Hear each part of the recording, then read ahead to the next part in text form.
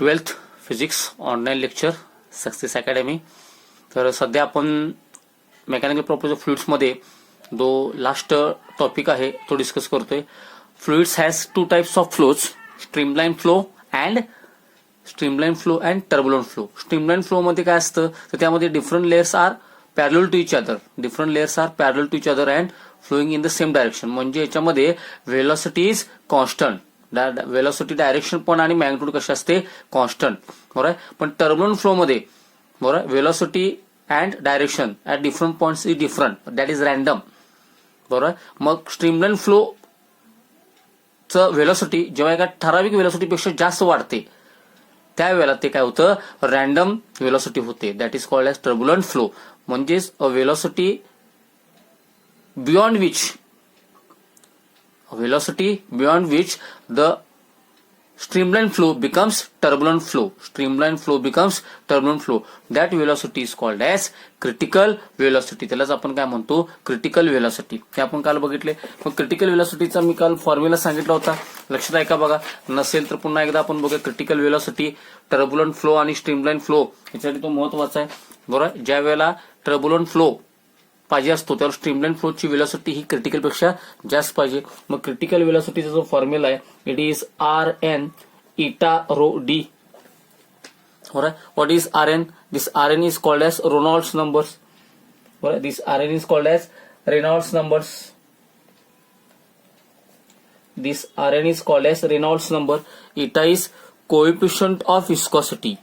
Eta is called as coefficient of viscosity. लक्षात घ्या, प्रत्येक लिक्विडला विस्कॉसिटी असते. It is a property through different layer experiences dragging force, opposing force त्यांच्या layers मध्ये निर्माण होतो. त्या प्रॉपर्टीला आपण काय म्हणतो, विस्कॉसिटी. आणि each fluid has its own constant for viscosity, that is called as coefficient of viscosity. Rho is the density of that fluid and D is the tube.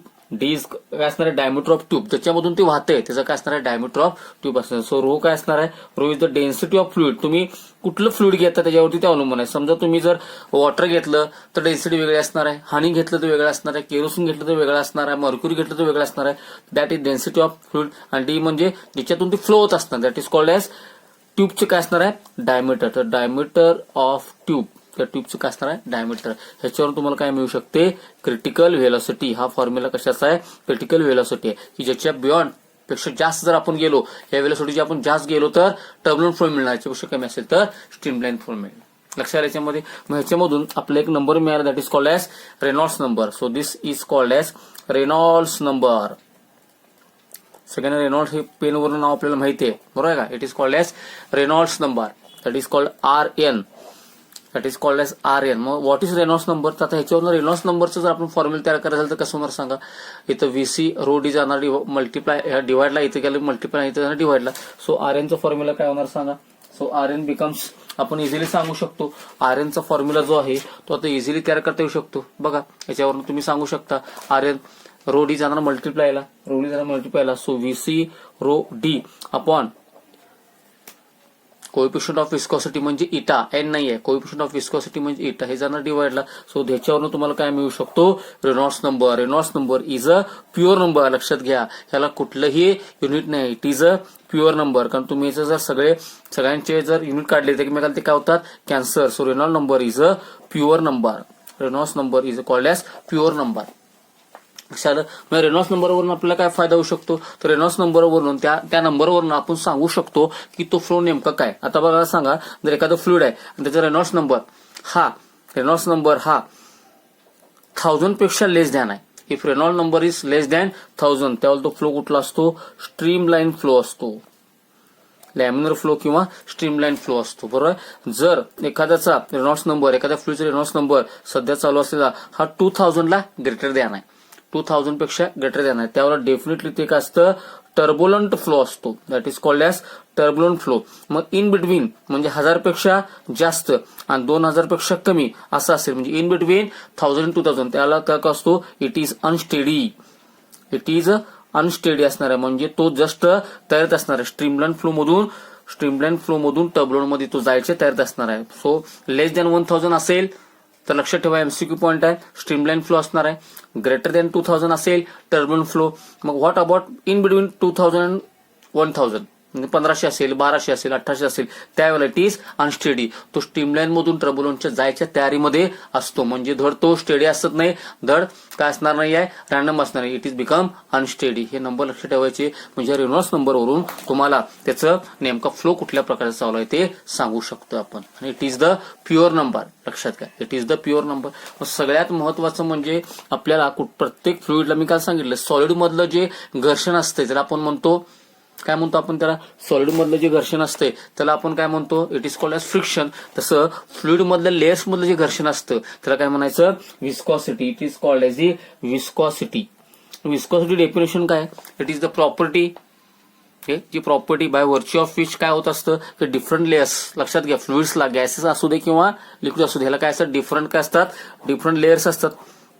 बरोबर, हे डिफरंट लेयर्स मध्ये काय होत असतं, अपोजिट फोर्स त्यांना मिळतो. त्याच्यामध्ये that is called drag force मिळतो. अपोजिट फोर्स त्यांच्या रिलेटिव्ह मोशनला काय करणारा, अपोज करणारा force, that is called as drag force मिळतो. बरोबर, तर त्यांना तो ड्रॅग फोर्स मिळाला, लक्षात आलं, त्याच्यामुळं थोडक्यात त्या घर्षणामुळं जसं फोर्स ऑफ फ्रिक्शन असतो सॉलिडमध्ये, तसं फ्लुइडमध्ये काय असतो, अपोजिंग फोर्स म्हणजे कुठला असतो, ड्रॅग फोर्स असतो.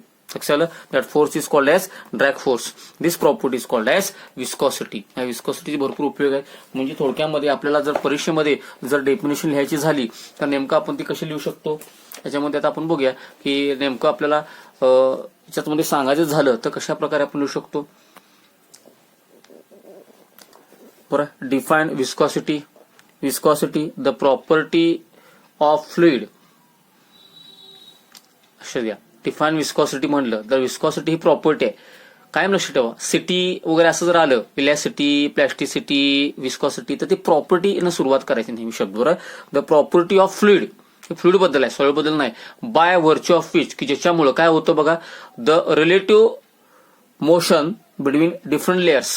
मग अशी मी सांगितलं की फ्लुइड्सला डिफरंट लेयर्स असतात, त्यांच्यामध्ये रिलेटिव्ह मोशन असते. Of a fluid experiences a dragging force, त्यांच्या त्या रिलेटिव्ह मोशनला अपोजिंग फोर्स निर्माण होतो, म्हणजे त्यांची गती कमी व्हायला सुरू होते.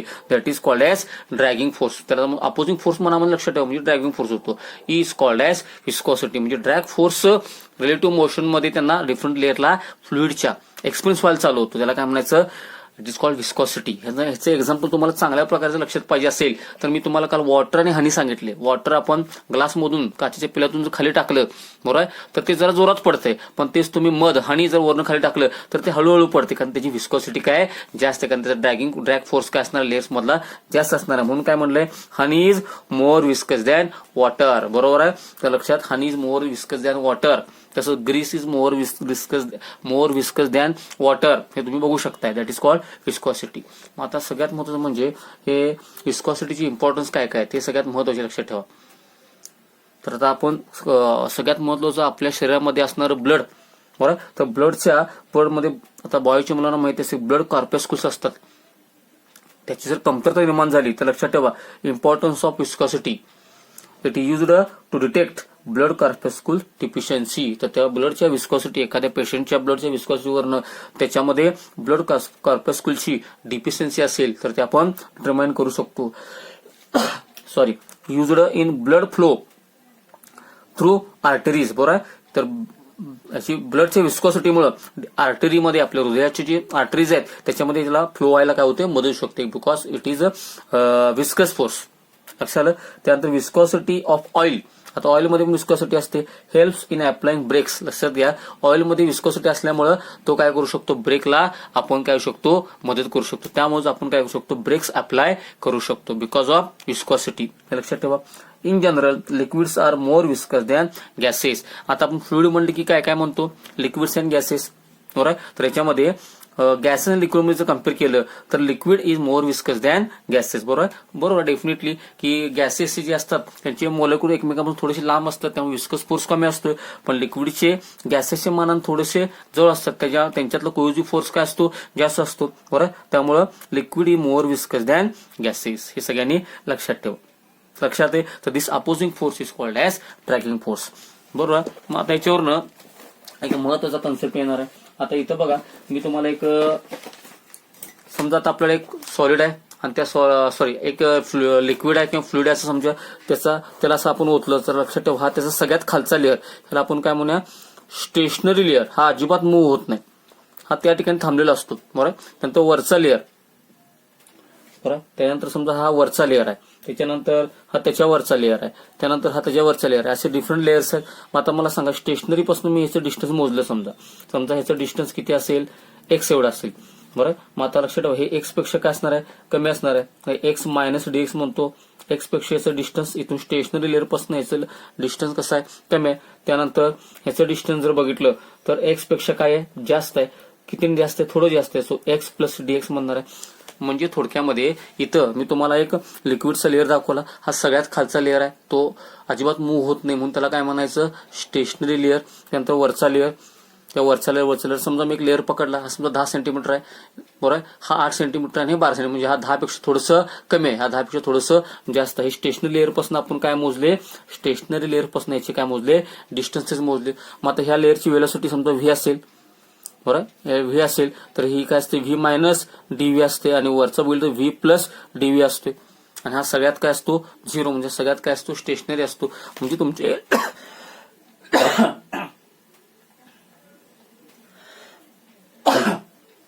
आपल्या एक लक्षात येते का बघा, की जसं डिस्टन्स बदलेल, बघा जसं डिस्टन्स बदलेल तसं लेअरची वेलोसिटी पण काय होले, बदलले. बघा इथं एक्स आहे, इथं व्ही आहे, इथं एक्स प्लस डीएक्स झालं, इथं व्ही प्लस डीव्ही झालं, इथं कमी झालं एक्स मायनस डीएक्स, डिस्टन्स कमी झालं, वेलोसिटी पण काय कमी झाली. म्हणजे थोडक्यामध्ये एखाद्या फ्लुइडच्या लेअरचं, बरोबर आहे का, जसं डिस्टन्स बदलेल कोणापासनं, स्टेशनरी लेअरपासनं, बरोबर आहे, तशी त्याची वेलोसिटी पण काय होते, बदलते. आता चेंज इन वेलोसिटी म्हणजे काय हो, डीव्ही, आणि चेंज इन डिस्टन्स काय असणार आहे, dx. So this dv by dx ह्यालाच काय म्हणायचं, वेलोसिटी ग्रेडियंट म्हणायचं, ह्यालाच काय म्हणायचं, velocity gradient. So it is called as velocity gradient. म्हणजे थोडक्यात मी सांगतो बघा, the rate of change of velocity, बघा वेलोसिटी काय झाली, चेंज झाली, पण ती चेंज आपण कुणानुसार मोजले, टाइम नुसार नाही मोजला, बरं. आपण ते कशामुळे मोजलंय, डिस्टन्स नुसार मोजले, पण ते डिस्टन्स कोणापासून, स्टेशनरी लेअर पासून. त्यामुळे याची डेफिनेशन बघा, डोळ्यापुढे ठेवताना कायम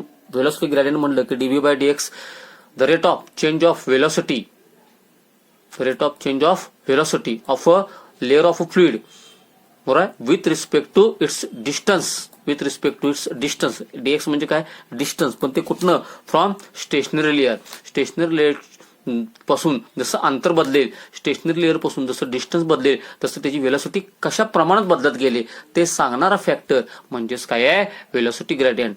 त्यामुळे वेलोसिटी ग्रेडियंटची डेफिनेशन काय असणार बघा, rate of change of velocity of a fluid, of a layer of a fluid with respect to its distance from stationary layer is called as velocity gradient. मग मला सांगा वेलोसिटीचं एसआय युनिट काय, metre per second, डिस्टन्सचं काय, metre get cancel, त्यामुळं इथं उरलं काय, पर सेकंद. त्यामुळे लक्षात ठेवा, पर सेकंद तुम्ही असं लिहू शकताय किंवा काय लिहू शकताय, (10⁻⁻⁻1). त्यामुळे वेलोसिटी ग्रेडियंटचं एसआय युनिट असणार आहे पर सेकंद. वेलोसिटी ग्रेडियंटचं एसआय युनिट असणार आहे पर सेकंद. सगळ्यांना लक्षात आलं. म्हणजे थोडक्यामध्ये स्टेशनरी लेअर पासून जसं डिस्टन्स बदलत जाईल तसं वेलोसिटी पण काय होते, बदलते. So this dv by dx from stationary layer, यालाच काय म्हणायचं, वेलोसिटी ग्रेडियंट. लक्षात येते हा कन्सेप्ट. तर हा महत्वाचा फॅक्टर आहे. मग हा जर थिअरीमध्ये आपल्याला जो क्वेश्चन पडला तर ते आपण कशा प्रकारे लिहू शकतो जरा बघा.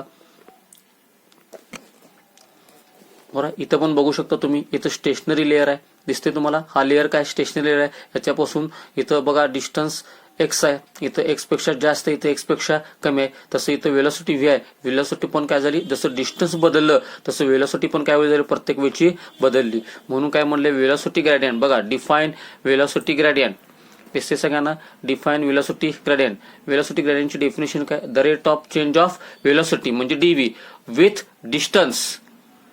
पण लक्षात ठेवा, डिस्टन्स म्हणजे डीएक्स, पण कुठनं मोजायचं, मेजर्ड फ्रॉम स्टेशनरी लेअर. कायम कुठनं मोजायचं, स्टेशनरी लेअर पासून, बरोबर. With measured from stationary layer is called as velocity gradient. त्यालाच काय म्हणायचं, वेलोसिटी ग्रेडियंट. म्हणजे थोडक्यात त्याचा अर्थ काय झाला, डीव्ही बाय डीएक्स झाला. थोडक्यात काय झालं, rate of change of velocity with distance measured from stationary layer म्हणजे DV by DX is called as velocity gradient. त्यालाच काय म्हणायचं, वेलोसिटी ग्रेडियंट. लक्षात येते, ठीक आहे. तुम्हाला आता मी एक महत्वाचा लॉ सांगणार आहे की जो लॉ डेव्हलप केला होता न्यूटननं, बरोबर.